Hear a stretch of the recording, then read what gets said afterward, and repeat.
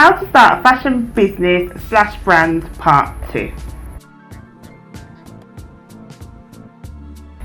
First of all, you need to think outside of the box. You need to be innovative. Try and see where there's gaps in the market. Just come with new ideas. Don't try and copy other people. Do your own thing. Don't get discouraged. It's a difficult business. It's a difficult journey. It's a saturated business, and you're going to find a lot of people trying to discourage you. But just stay confident and keep doing what you're doing. You'll get to where you need to be if you just keep pressing on and just stay confident within yourself. Take risks. Try new things. For an example, with myself, when I designed the I Love the Motherland dress, that was at like 3 a.m. in the morning before one of my major shows, and it was so random. It didn't match anything in the collection, but it just worked out that is actually one of my best sellers. So, trying new things and taking risks actually really worked out for me. So I'll definitely encourage that. Be prepared to pull up your sleeves and hustle. Like, this is not a get rich quick scheme. It's not easy. I know a lot of people just think it's one of the easiest things to do.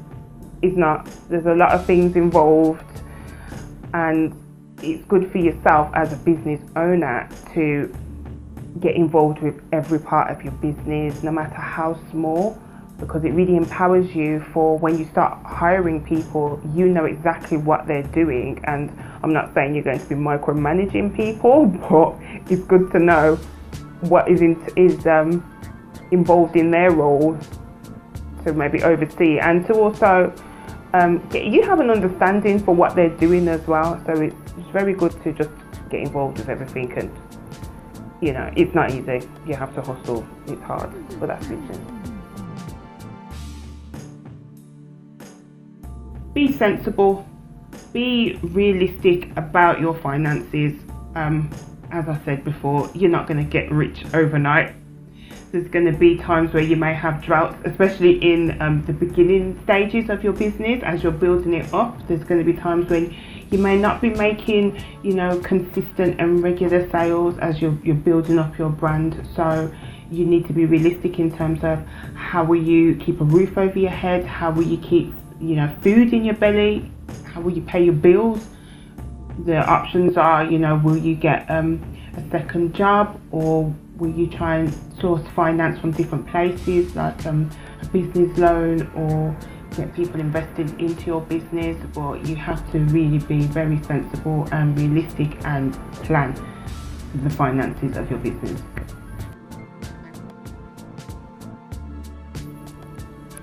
Stand for something.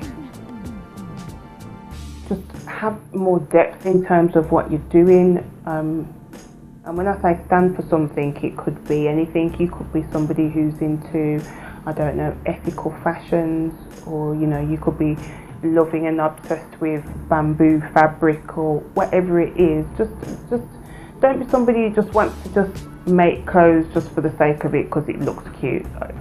Have a little bit more depth. It's a saturated market. Have something different about you.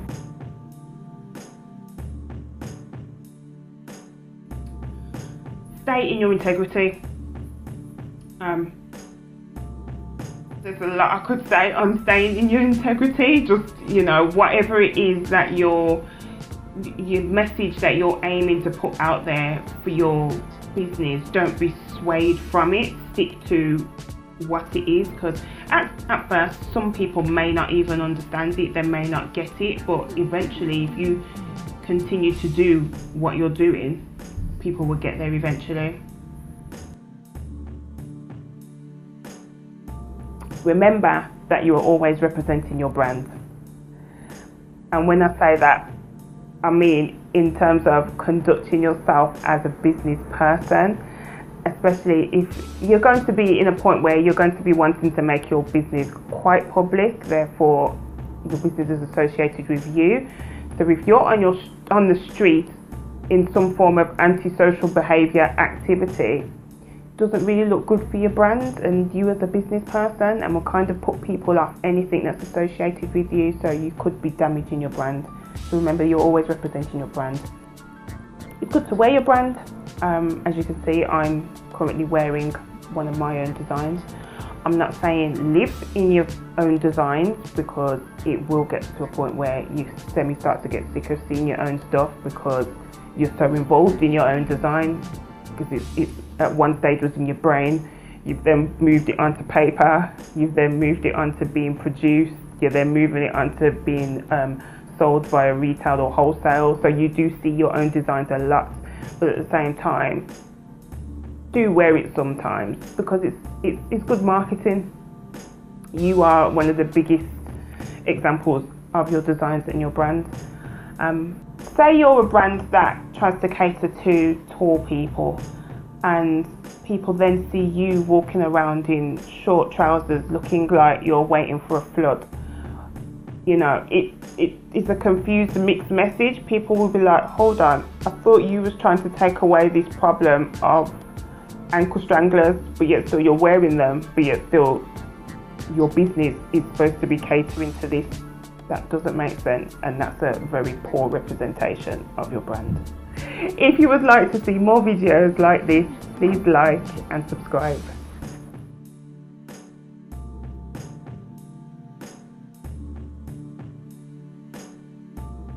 Some people go and do fashion courses. That's excellent, because that's building up your skills. I would also recommend going and getting some business knowledge.